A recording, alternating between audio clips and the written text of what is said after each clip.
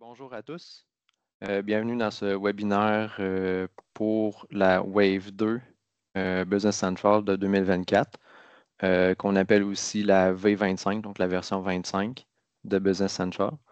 Vous remarquerez là, dans notre webinaire, on essaie une nouvelle chose. Là, on a activé le questions et réponses. Donc, n'hésitez pas là, au cours du webinaire, si vous avez des questions, vous pouvez écrire là-dedans et je vais pouvoir les voir passer là, et les traiter en temps réel. Sinon, j'ai aussi gardé une section à la fin là, pour les questions plus élaborées. Là, si jamais vous avez des questions ou exemples, vous voulez qu'on aille faire des tests dans le BC directement. C'est aussi possible de rester à la fin et de faire ça avec moi. La mise à jour cet automne, il y a quand même une grosse modification par rapport au timing. Donc, habituellement, on avait soit pour faire la mise à jour, mais comme vous allez voir dans une des slides là, que je vais présenter, ils ont modifié le timing, puis maintenant, on a 5 mois pour faire la mise à jour, mais 5 mois à partir du 1er octobre. Donc, le timer roule déjà. En fait, la date limite serait officiellement le 1er mars comme date limite pour faire la mise à jour. Par contre, ils ont raccourci ce qu'ils appellent le temps de grâce, ce qui fait que on a juste un mois pour mettre à jour les extensions après le 1er mars. Sinon, ils vont se faire désinstaller et la version va s'installer automatiquement. Par contre, de notre côté, oups, il y a quelqu'un qui fait du feedback. Ok, je pense que c'est correct. On va mettre comme date limite là, la fin janvier automatiquement dans vos environnements. De façon à ne pas traîner la mise à jour là, trop longtemps. Là. On considère que d'avoir jusqu'à la fin janvier pour faire la mise à jour, c'est suffisant. C'est sûr que s'il y a des circonstances exceptionnelles qui font que vous n'êtes pas prêt, on a toujours la possibilité de remettre à plus tard à ce moment-là. Mais on aimerait bien avoir tous nos clients là, migrer vers la nouvelle version là, pour d'ici la fin janvier. En ce moment, au moment du webinaire, en ce moment en direct, la version V25 n'est pas encore disponible pour les mises à jour d'environnement. Elle est disponible là, dès qu'on crée un nouvel environnement, ça le crée en V25. Par contre, on n'a pas la possibilité en ce moment de créer les sandbox là, pour faire les tests. Donc, d'ici les prochains jours, la version devrait devenir disponible. On va faire le tour là, de vos environnements. Donc, normalement, ce qu'on fait, c'est qu'on prend la production, on fait une copie qu'on appelle V25, donc un environnement fait juste pour ça qui va contenir des données à jour là, de vos environnements et que vous allez pouvoir tester. Dans cet environnement-là, en fait, dès que tout est prêt, que l'environnement est migré à la version 25, là, des fois, il peut y avoir des petits délais si on a des mises à jour d'applications à faire ou d'autres problèmes avec la migration vers la V25. Mais en général, dès que l'environnement est prêt, on vous envoie un courriel. Puis dans le courriel, il va y avoir les instructions là, pour les tests. En fait, c'est la même chose qu'habituellement, c'est-à-dire on vous demande de tester ce qui est absolument critique à votre business. Dans le fond, ce qu'on dit, c'est que si un matin vous arrivez en V25, puis que telle fonction ne fonctionne pas, ben vous ne pouvez pas travailler. Fait que tester ces choses-là, souvent, ça va être relié à la facturation, les PO, les réceptions, des trucs comme ça, tout ce qui est dans le day-to-day là, de la business. Les choses qui sont un peu moins, qui sont faites moins souvent ou qui sont plus rares ou qui sont plus des cas, des cas plus edge, je dirais. Pas nécessaire de les tester, à moins que ce soit des trucs qui soient des modifications qu'on a faites dans le système. Évidemment, toutes les modifications qu'on a apportées dans BC pour votre environnement, c'est une bonne chose de les tester parce qu'on ne sait jamais s'il y a des comportements étranges qui peuvent apparaître suite à la mise à jour. Donc ça, c'est important à tester.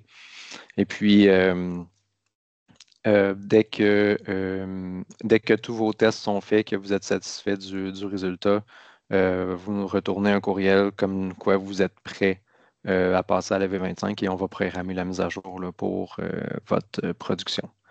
Donc, normalement, c'est ça le fonctionnement.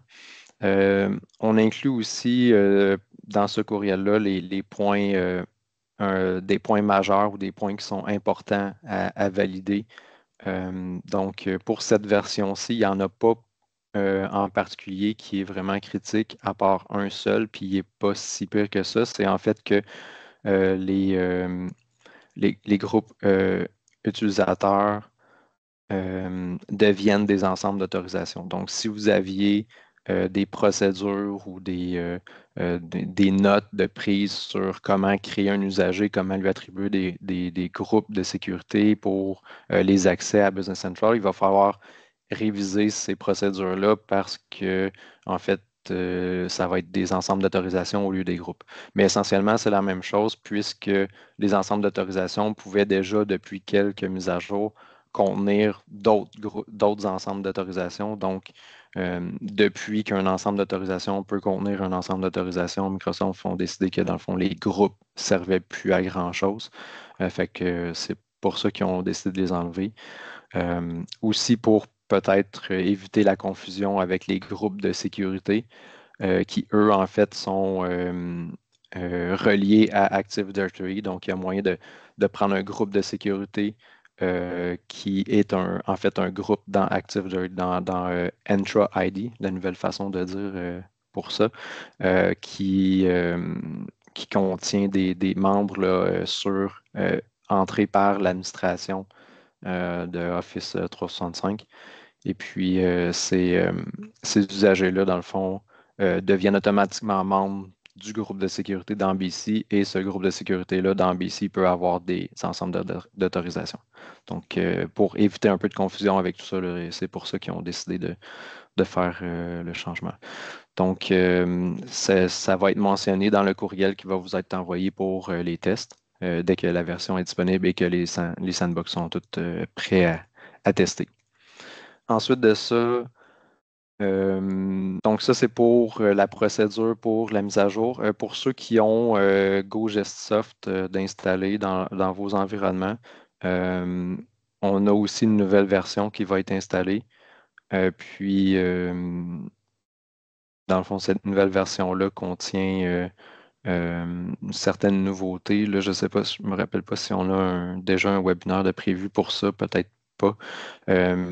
Mais on devrait avoir une liste éventuellement qu'on va pouvoir vous fournir pour les nouveautés à ce niveau-là. Et puis, donc, l'environnement, en fait, en même temps qu'on fait les tests pour la nouvelle version de BC, on fait en même temps les tests pour GoGestSoft, puisque dans le fond, la nouvelle version va être installée en même temps dans le même sandbox. Donc, ça vous permet de tester le tout en entier là, et pas juste la nouvelle version de BC. Donc, je vais commencer avec les nouveautés en fait de Business Central. Donc, j'ai répertorié en fait les trucs les plus pertinents pour la plupart de nos clients. C'est sûr que je n'ai pas tout listé. Si jamais vous voulez voir la liste au complet, vous pouvez chercher là, sur Google Business Central Wave 2 2024. Vous allez avoir la liste au complet. Souvent, c'est parce qu'il va y avoir des nouveautés, exemples reliés à Shopify ou des trucs comme ça, qui sont des trucs que à- au moment actuel, nous n'avons aucun client qui l'utilise, donc je ne trouve pas pertinent de présenter des choses qui ne sont pas utilisées par aucun de nos clients. Donc, allons-y. La première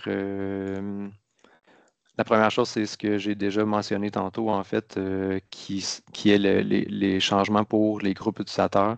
Donc, vous voyez ici le nouvel écran là, d'un utilisateur, la fiche utilisateur, qui n'a plus la section le groupe utilisateur dans le haut, on a directement là, ensemble d'autorisations utilisateurs qui, eux, vont en dessous contenir d'autres groupes. Donc, si vous aviez des groupes prédéfinis que vous aviez fait vous-même, euh, en fait, ils vont être automatiquement migrés vers un ensemble d'autorisations et être attribués aux mêmes utilisateurs. Donc, dans le fond, en fait, il n'y a rien à faire de votre côté pour cette migration-là. Tout se fait en arrière-plan là, automatiquement. Ensuite, permettre à plusieurs utilisateurs de reporter des transactions d'entrepôt simultanément. C'est en fait une amélioration qu'ils ont fait dans tout ce qui est la gestion des transactions d'entrepôt.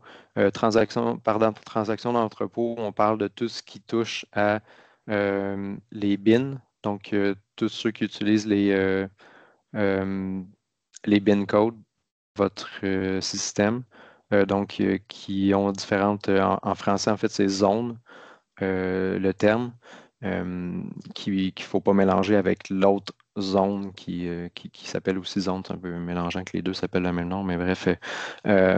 Donc, si vous utilisez des emplacements qui utilisent des zones, ça fait des transactions d'inventaire, donc toutes les transactions, les prélèvements, les livraisons, les réceptions, etc. Si ça touche ça, ben, en fait, il y avait une espèce de limitation qui faisait qu'il y avait juste une transaction qui pouvait se faire en même temps parce que les transactions d'inventaire utilisaient un numéro séquentiel. Et donc, ça bloquait toutes les autres personnes si on faisait des transactions en même temps. Et ils ont fait une petite ajustement là-dedans pour, en fait, ça utilise, je crois, une série de numéros pour les transactions, donc ce qui permet là, en fait à plusieurs personnes de faire des transactions en même temps. Donc, en théorie, l'avantage ici, c'est que les performances devraient être améliorées, devraient avoir moins de temps d'attente, là, surtout, en fait, on parle chez les clients là, qui utilisent peut-être des transactions avec les scan guns là, directement dans l'entrepôt. On fait beaucoup, beaucoup de transactions. Des fois, on attend après le système. Ben là, en théorie, avec cette amélioration-là, on devrait avoir moins d'attente. Il faut l'activer donc, par défaut, elle n'est pas activée. Donc, j'ai mis ici l'écran là, dans la gestion des fonctionnalités. Il faut activer cette fonction-là pour qu'elle soit active. Donc, si vous voulez profiter de cette nouvelle fonctionnalité-là, il faut aller l'activer. Nouveau rapport financier et exemple. Donc, ils ont rajouté quelques rapports financiers qui peuvent vous servir d'exemple. Là, c'est rare qu'on va utiliser un rapport que BC ont fait là, de base directement, mais ça peut des fois donner des idées là, pour les définitions de lignes, les formules qu'ils ont mis, puis etc. Donc, 5 nouveaux rapports là, qui ont été rajoutés dans les rapports financiers. Gérer la facturation de l'abonnement et la reconnaissance de revenus et dépenses. En fait, celui-ci, c'est un des plus gros ajouts qu'ils ont fait, en fait, parce que c'est essentiellement un nouveau module complet dans Business Central qui permet, en fait, d'avoir des contrats avec des clients, d'avoir des calendriers de facturation, de la facturation basée sur l'utilisation, de la facturation automatisée, et toutes sortes de mises à jour, de paramètres, de prix. Donc, c'est un assez gros module, je dirais. Il y a beaucoup de paramètres, beaucoup, beaucoup d'options.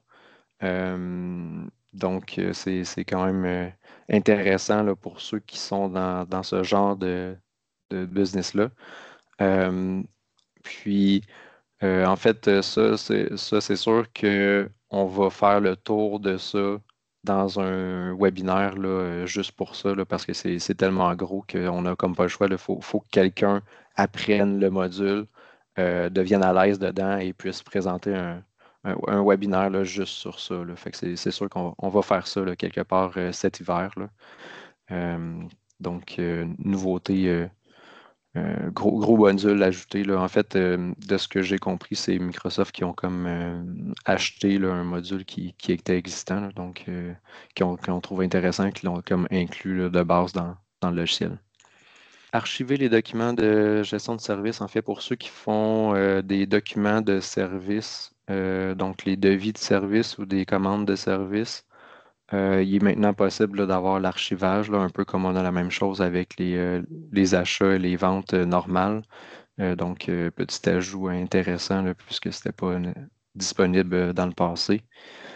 Utiliser des rapports Excel pour la consolidation et les immobilisations, en fait, c'est qu'ils ont rajouté quatre modèles de rapports Excel là, qui touchent euh, à ces sections-là du système, donc consolidation et immobilisation. Donc, des nouveaux rapports là, que vous pourrez aller voir et peut-être vous donner des idées de nouvelles informations que vous pouvez avoir avec le système ou peut-être même des fois de juste améliorer le rapport qu'ils ont fait pour qu'il vous donne une valeur ajoutée là, pour ce qui est d'avoir plus d'informations, là, d'analyse ou de détails sur vos immobilisations ou la balance consolidée là, du GL. Ajouter du texte étendu aux lignes de planification de projet. Donc, pour ceux qui utilisent le texte étendu, en fait, pour ceux qui ne connaissent pas ça, c'est une façon de faire que quand on a un article qu'on inclut dans soit des ventes, dans des documents d'achat ou maintenant dans les lignes de planification de projet, c'est possible d'avoir un texte qui s'inclut automatiquement juste en dessous de l'article quand on l'ajoute. Donc, ils ont rajouté la possibilité de le faire aussi dans les projets, en plus de toutes les autres places qui étaient déjà disponibles. Euh, Utiliser une quantité par défaut de 1 pour les comptes sur les documents. Donc, en fait, on parle ici des comptes de GL.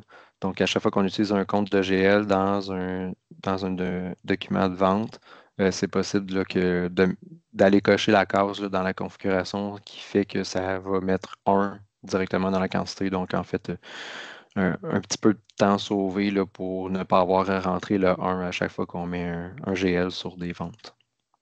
Euh, Réapprovisionner les articles pour les projets. Donc, ils ont rajouté une fonction dans les projets qui permet, basé sur les lignes de planification, de faire du réapprovisionnement. Donc, en fait, essentiellement, ce que ça fait, c'est que ça prend tout ce qui n'est pas disponible dans les lignes de planification, en fait, des articles qui ne sont pas disponibles, et ça crée des bons de commande à partir de ces articles-là. Donc, un peu un genre de mini MRP, mais pour la partie projet.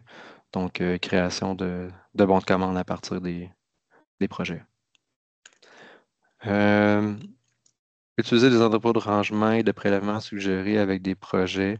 Ils ont ajouté la possibilité de faire ce qu'on appelle là, en bon anglais là, du directed picking, là. Donc, c'était pas possible avant et maintenant ils ont rajouté cette possibilité-là. Donc, on peut le faire via la fiche d'emplacement. Donc, il y a un paramètre, là, une nouvelle section projet qui nous permet de dire, bon, ben, le prélèvement d'entrepôt est obligatoire et on peut, avec ça, aussi cocher la case là, pour avoir toute la direction. En fait, c'est les suggestions là, de prélèvement là, automatisées.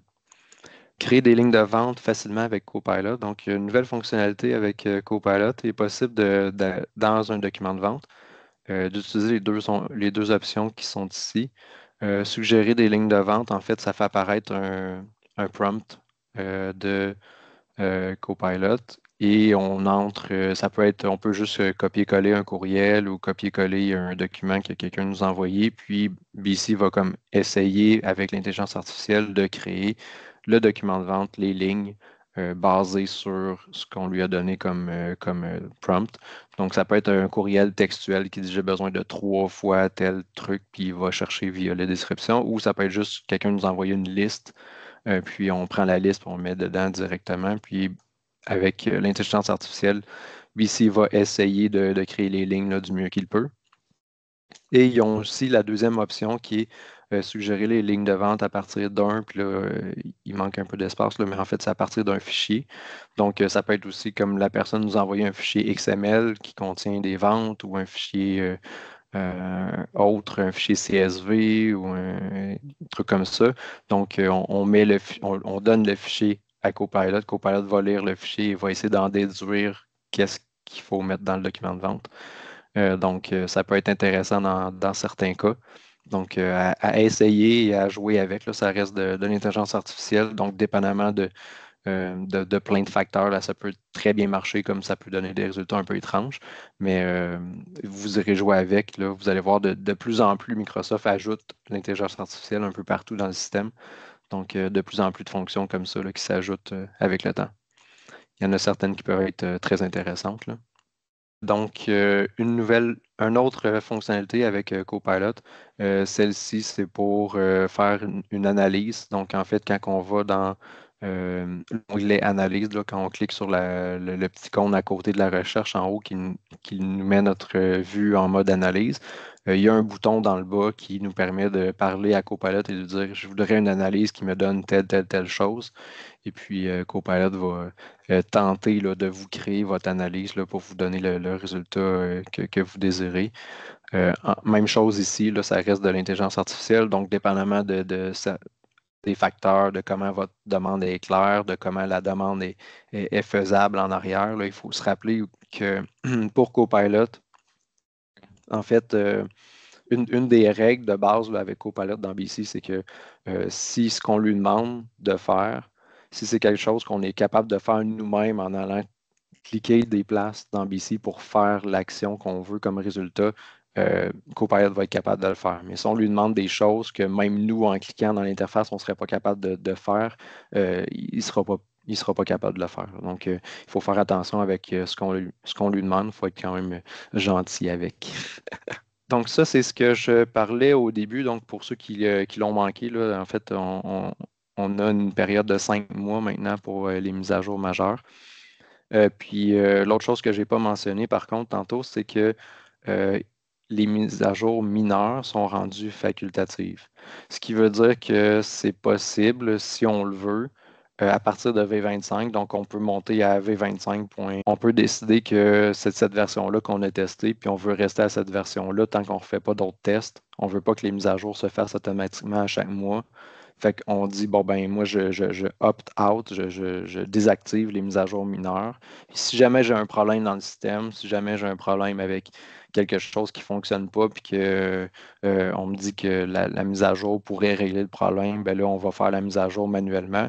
Mais automatiquement, on dit non, moi, je ne veux pas que les mises à jour se fassent. Puis dans le fond, on passerait de V25, après ça, on irait à V26 directement. Je vois qu'il y a une question qui est apparue. Est-ce que ça prend une licence Copilot dédiée? Copilot est inclus dans BC, puis toutes les fonctionnalités Copilot sont déjà incluses dans vos licences de base, donc il n'y a aucune nouvelle licence à acheter, du moins pour l'instant, là. Il n'y a rien qui dit que Microsoft ne vont pas changer ce modèle-là dans le futur, mais pour l'instant, toutes les fonctions Copilot qui sont incluses dans BC sont incluses avec vos licences, donc pas de frais supplémentaires ou de nouvelles licences à acheter pour ça. Fait que ça, c'est pour les mises à jour. Ensuite, recevoir des notifications sur les problèmes liés au traitement en arrière-plan de la file d'attente des tâches, donc les fameuses job queues. Exemple, vous avez votre mise à jour des taux de change qui roule à toutes les nuits.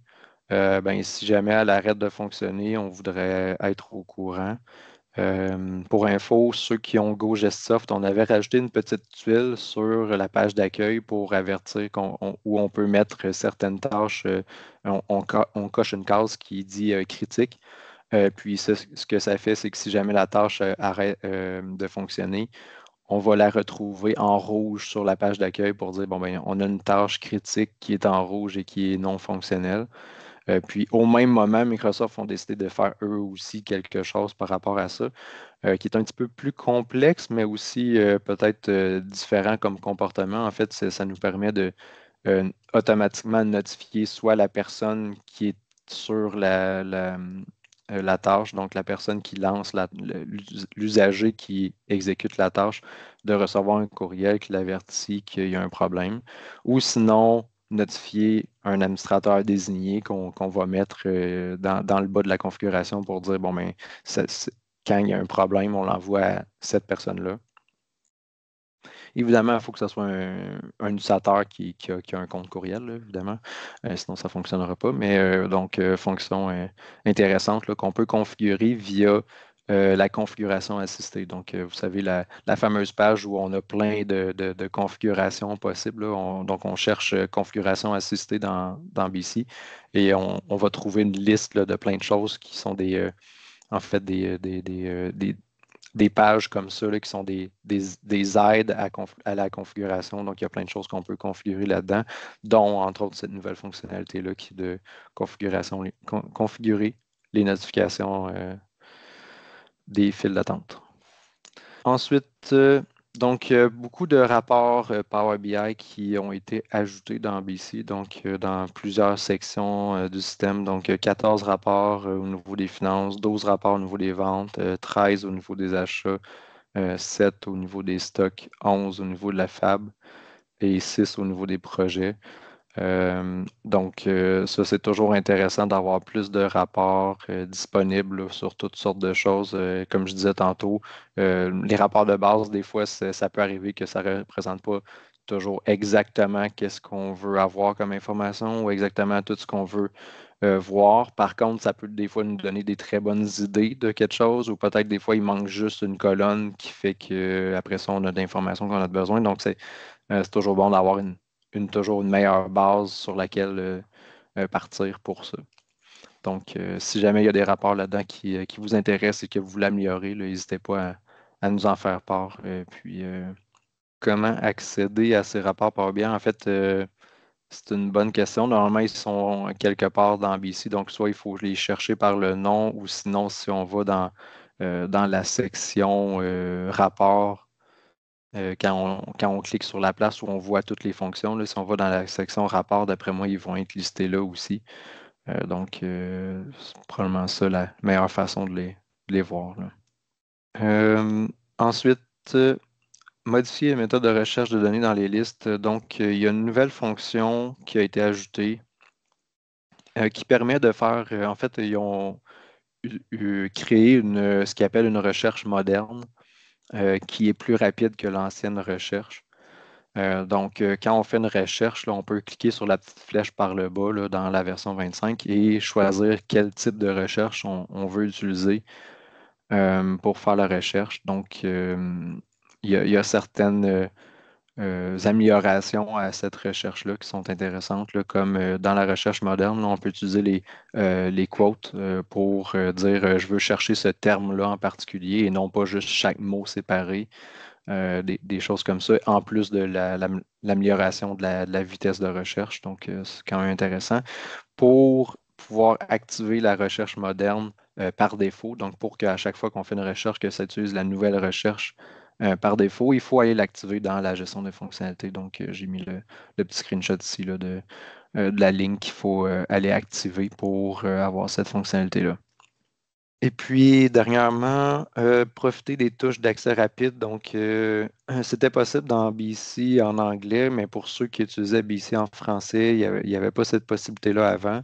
Mais maintenant, c'est disponible. Donc, à chaque fois qu'on fait Alt sur le clavier, donc Alt pour avoir les raccourcis clavier, euh, les raccourcis vont apparaître et dans le fond, si jamais on est quelqu'un qui aime ne pas avoir à cliquer et qu'on veut tout faire à partir du clavier, ben pas mal toutes les fonctions qu'on peut utiliser dans le système ont une touche clavier associée, donc on peut faire Alt avec la fonction et puis se déplacer rapidement là, à l'aide du clavier là, dans le système. Ou pour si jamais votre souris arrête de fonctionner. Ça me fait toujours être bon aussi. Euh, donc, finalement, est-ce que vous avez des questions? Pas de questions? Oui, Patrice? Dans le fond, tu as parlé des fonctionnalités de Copilot, mais moi, les Oui. discussions que j'ai eues avec mes collègues de Justisoft précédemment cet automne, c'est que c'était disponible seulement sur les environnements anglophones et pas sur les environnements en français. Est-ce que ma compréhension, c'est que c'est maintenant disponible? Oui, en fait, c'est qu'il y a une nouvelle fonctionnalité, en fait, que quand les gens parlent de Copilot, souvent, ils vont référer à le chat de Copilot. Fait que dans le fond, pouvoir chatter avec le système puis avoir, tu sais, lui demander toutes sortes de choses. Ça, c'est pas encore disponible dans BC pour la version au Canada. Par contre, il y a d'autres fonctions qui sont disponibles. Fait que si je vous montre ici mon Cronus en V25, quand on cherche Copilot, on va dans Fonctionnalité Copilot, puis on a ici en fait la liste de ce qui est disponible aujourd'hui. Donc ici, on voit que, premièrement, pour que si jamais vous n'avez jamais joué avec Copilot, pour que Copilot soit disponible, il faut autoriser le déplacement des données. En fait, ce que ça veut dire, c'est que c'est possible que si on active Copilot, c'est possible que nos données qui sont en ce moment au Canada soient envoyées, exemple, dans un data center aux États-Unis. Donc, faut pouvoir accepter euh, cette exception-là à la région géographique de nos données. Euh, mais dès qu'on active ça, donc en ce moment, analyser la liste, là, c'est le truc là, pour les recherches, là, en fait, l'analyse là, d'une liste là, que j'ai présentée tantôt. Suggestion de souche de numéros, c'est une nouvelle fonctionnalité, mais que je n'ai pas présentée parce que c'est plutôt rare qu'on va avoir à comme refaire des nouveaux numéros de série. En fait, ils ont rajouté une fonction qui dit tu peux te chatter avec Copilot pour lui dire je veux un numéro de série pour mes factures, puis il va t'en créer un automatique. Euh, à voir si c'est vraiment si utile que ça.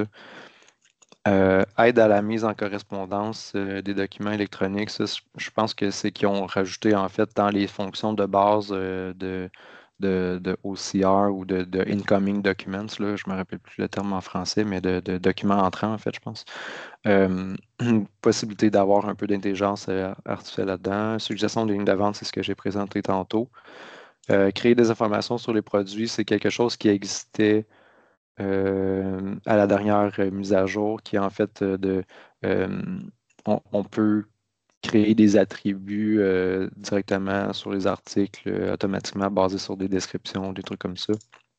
Suggestion de texte marketing sur les articles, on peut générer basé sur l'article, sur ce qui est disponible dans BC, sur l'article, sur les attributs de le kit, il va générer une description de texte marketing qui va être une genre de présentation de l'article, mais qu'on mettrait, exemple, c'est un champ qu'on peut euh, mettre dans l'intégration avec, exemple, Shopify pour envoyer une description marketing de l'article pour Shopify pour pouvoir le vendre sur Internet et le rapprochement de comptes bancaires là, automatisé par, en fait, aidé par l'intelligence artificielle qui va aider en fait à matcher les transactions ensemble. Donc, en ce moment, c'est avec la version 25, là, c'est ce qui est disponible au niveau de l'intelligence artificielle. Quand on dit que ce n'est pas disponible au Canada encore, en fait, on parle du chat. Il y a en fait dans la version, mettons, US de BC, un icône en haut, ici, un icône de Copilot. On clique dessus, puis ça rouvre un chat. Donc, on peut chatter, lui demander n'importe quoi euh, à Copilot, puis il va nous trouver les données dans BC ou nous trouver la page, etc. Donc, ça, ce n'est pas encore disponible au Canada, mais toutes les autres que j'ai présentées tantôt là, sont utilisables et sont fonctionnelles. Est-ce que ça répond bien à la question? Oui, merci. Parfait. Est-ce qu'il y avait d'autres questions? Je vois qu'il y a une question-réponse.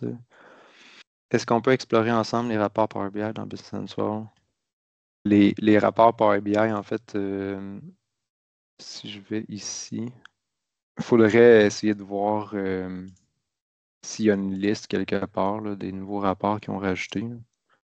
Parce qu'effectivement, c'est comme pas évident de savoir qu'est-ce qui a été rajouté exactement. Là. Mais il y a sûrement moyen de trouver la liste quelque part. Ouais, je pourrais vous revenir là, sur la liste là, exacte. Là. Pour la nouvelle version de GoGestSoft, est-ce que le groupe utilisateur finance privé devient un ensemble d'autorisation? Oui, exactement. Donc, pour ceux qui utilisaient le Finance Plus, là, qui était un groupe d'utilisateurs qu'on configurait dans GoGestSoft pour l'accès aux finances, dans la nouvelle version de GoGestSoft qu'on a pour la V25, ça va devenir en fait un ensemble d'autorisations et donc ça va automatiquement, en théorie, continuer à fonctionner là, tel quel. Ça fait le tour des questions et réponses. Puis, Lucas dit, on a prévu organiser un webinaire Power BI en décembre. Je vais voir avec notre expert si peut toucher à cette fonction dans BC. Ouais, c'est une bonne idée, effectivement. Si on fait un webinaire sur Power BI, ce serait intéressant de voir aussi, euh, pouvoir voir qu'est-ce qui existe dans BC. Je sais qu'on en a aussi quelques-uns en bas ici dans la page d'accueil. Il y a une section de Power BI, je ne sais pas si mise en route. Et en fait, ça, c'est pour prendre des rapports qui sont dans Power BI puis les ramener dans BC. Fait que c'est pas exactement ce qu'on cherchait, là. C'est pas ici qu'ils ont rajouté non plus. Non, c'est une très bonne question, honnêtement. Je ne sais pas exactement où ils ont mis ces rapports-là et comment on fait pour les trouver, mais ouais, bonne question. On va faire un peu de recherche, puis je vous reviendrai là-dessus. Good. Est-ce qu'il y avait d'autres questions? Tout est bon? Donc, merci à tous d'avoir participé au webinaire, puis je vous souhaite une bonne V25. Bonne chance dans vos tests. Puis, n'hésitez pas à nous contacter s'il y a quoi que ce soit. Merci beaucoup.